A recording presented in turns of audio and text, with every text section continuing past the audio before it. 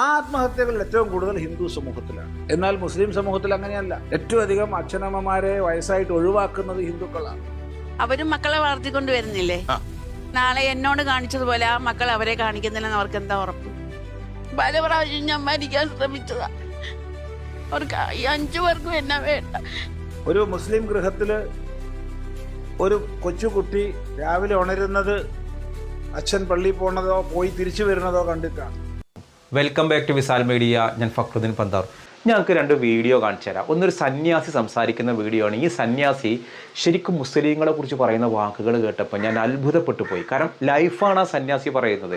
മുസ്ലിങ്ങൾ എന്തുകൊണ്ടാണ് മറ്റുള്ളവരെക്കാൾ അഭിമാനികളും ഇസ്സത്തുള്ളവരുമാണ് എന്നുള്ളത് സ്വന്തം അനുഭവത്തിലൂടെ ഈ സന്യാസി തുറന്നു പറയാം.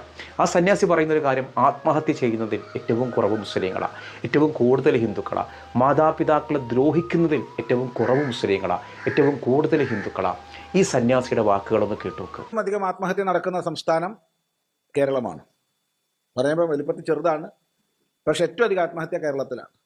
ആ ആത്മഹത്യകൾ ഏറ്റവും കൂടുതൽ ഹിന്ദു സമൂഹത്തിലാണ്.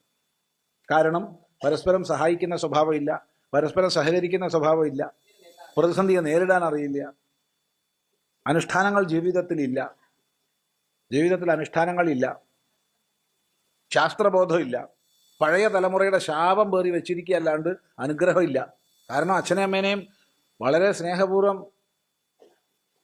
ശുശ്രൂഷിക്കുകയും സേവിക്കുകയും ചെയ്താലല്ലേ അവരുടെ സ്വാഭാവികമായ അനുഗ്രഹം കിട്ടൂ. അതില്ല. കല്യാണം കഴിച്ചു കഴിഞ്ഞാൽ പിന്നെ അച്ഛനും ഇല്ല, അമ്മയില്ല. എന്നാൽ മുസ്ലിം സമൂഹത്തിൽ അങ്ങനെയല്ല. അവിടെ കുറേയെങ്കിലും അമ്മയോട് അച്ഛനോടുള്ള ആ സ്നേഹം, അവരെ നോക്കുന്നൊരു സ്വഭാവം, അതുകൊണ്ട് അവരുടെ അനുഗ്രഹം അതുണ്ട്. ക്രിസ്ത്യൻ സമൂഹത്തിലുമുണ്ട്. ഏറ്റവും വൃത്തികെട്ടത് ഇക്കാര്യത്തിൽ ഹിന്ദുവാണ്. ഏറ്റവും അധികം അച്ഛനമ്മമാരെ വയസ്സായിട്ട് ഒഴിവാക്കുന്നത് ഹിന്ദുക്കളാണ്. കല്യാണം കഴിച്ചു കഴിഞ്ഞാൽ പിന്നെ അവൾ മതി, അല്ലെങ്കിൽ അവൻ മതി, അച്ഛനും വേണ്ട അമ്മയും വേണ്ട. ഇനി എന്തെങ്കിലും അനുഷ്ഠാനങ്ങളുണ്ടോ? ഇല്ല. ഒരു മുസ്ലിം ഗൃഹത്തിൽ ഒരു കൊച്ചുകുട്ടി രാവിലെ ഉണരുന്നത് അച്ഛൻ പള്ളിയിൽ പോകുന്നതോ പോയി തിരിച്ചു വരുന്നതോ കണ്ടിട്ടാണ്. അമ്മ തൻ്റെ നമസ്കാരം ചെയ്യുന്ന ക്രിയയിൽ ഏർപ്പെട്ടിരിക്കുന്നതാണ് കുട്ടി കാണുന്നത്. ഇതുപോലെ രാത്രി ഉറങ്ങാൻ കിടക്കുന്ന സമയത്ത് രാത്രി നമസ്കാരം കഴിഞ്ഞ് അച്ഛൻ വരുന്നതും അതുപോലെ അമ്മ ഭക്തിപൂർവ്വം നമസ്കരിക്കുന്നതുമാണ് കാണുന്നത്.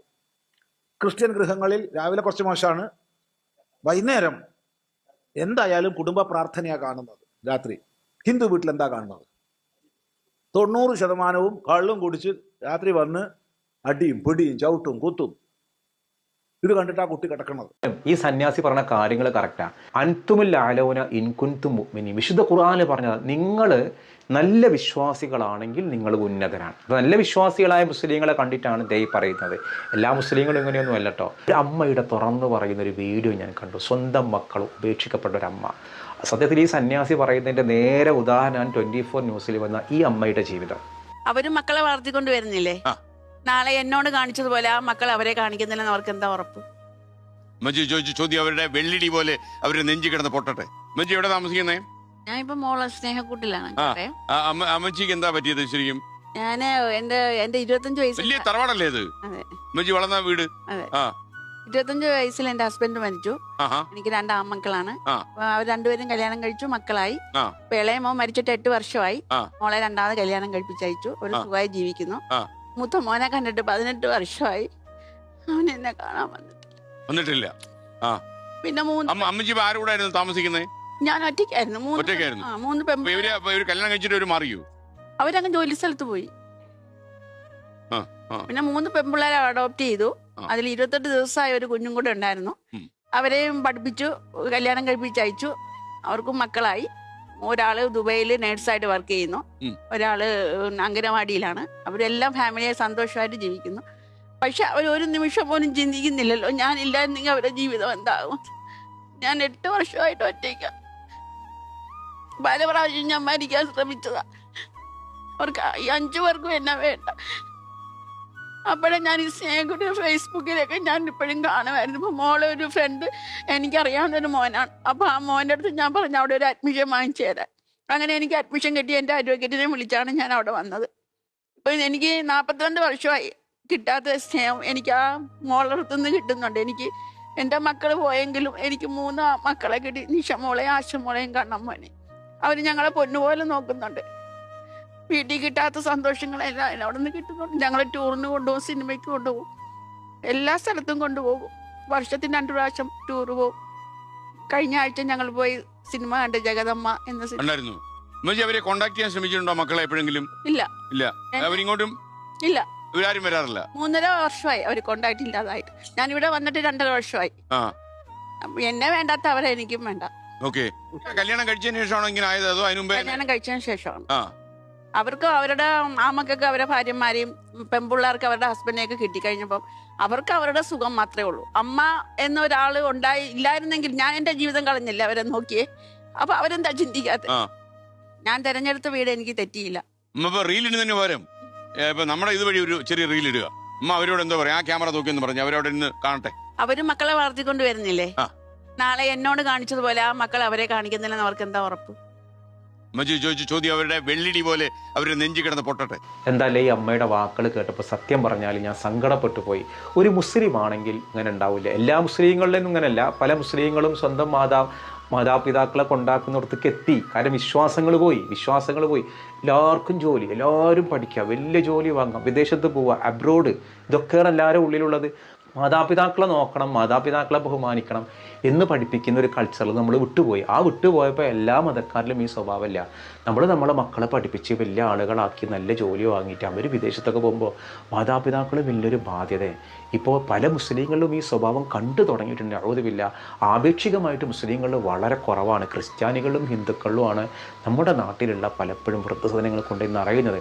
ഇപ്പോൾ നിർഭാഗ്യവശാൽ മുസ്ലിങ്ങളും ഈ സ്വഭാവം കണ്ടു തുടങ്ങിയിട്ടുണ്ട്. എന്തായാലും ഈ അമ്മ പാവം, അവർ കരുതിയിട്ടുണ്ടാവും മക്കൾക്ക് നല്ല വിദ്യാഭ്യാസം കൊടുത്തിട്ട് മക്കളെ ഫസ്റ്റാക്കി കഴിഞ്ഞാൽ നന്നായി. ഫസ്റ്റല്ല, മക്കളെ തോറ്റോട്ടെ, പഠിക്കാൻ പറ്റാത്തവനാവട്ടെ, മണ്ടനാവട്ടെ, ഓൻ ബെസ്റ്റാണോ, ബിഹേവിയർ നന്നാണോ, ഓൻ നന്നാവും. ഇന്നത്തെ കുട്ടികൾക്ക് രക്ഷിതാക്കൾ തന്നെ നല്ല മാർക്ക് വാങ്ങട്ടെ മക്കളെ, നല്ലതാവട്ടെ മക്കളെ, അങ്ങനെ നല്ല മാർക്ക് വാങ്ങിയാൽ നല്ല കുട്ടി, മാർക്ക് കുറഞ്ഞാൽ മോശം കുട്ടി, അങ്ങനെയല്ല നമ്മൾ കരുതേണ്ടത്. മാതാപിതാക്കളെ നോക്കുന്നുണ്ടോ, സ്നേഹമുള്ളവനാണോ, അവനാണ് നല്ല കുട്ടി.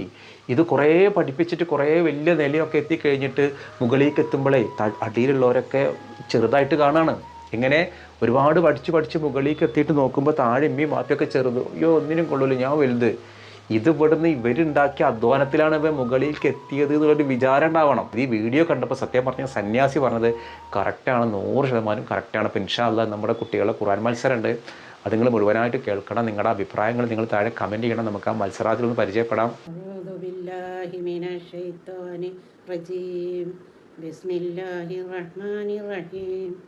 ألف لام ميم تنزيل الكتاب لا ريب فيه من رب العالمين أم يقولون افتراه بل هو الحق من ربك لتنذر قوما ما آتاهم من نذير من قبلك لعلهم يهتدون.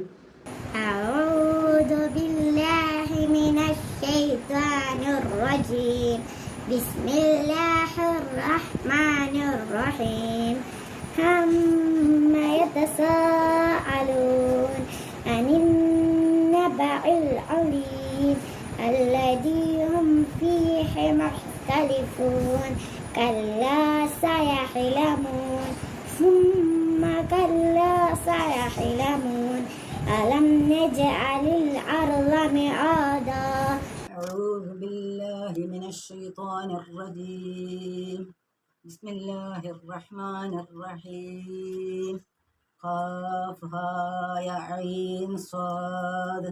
ذكر رحمة ربك عبده زكريا إذ نادى ربه نداء خفيا قال رب إني وهن العظم مني واستحل الرأس شيبا ولم أكن بدعاء رب شقيا وإني خفت الموالي من ورائي وكانت امرأتي عاقرا فهب لي من لدنك وليا. أعوذ بالله من الشيطان الرجيم.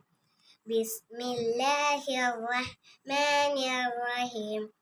ألم نشرح لك صدرك ووضعنا عنك وزرك الذي أنقض ظهرك ورفعنا لك ذكرك فإن مع العسر يسرا إن مع العسر يسرا فإذا فرغت فانصب وإلى ربك فارغب.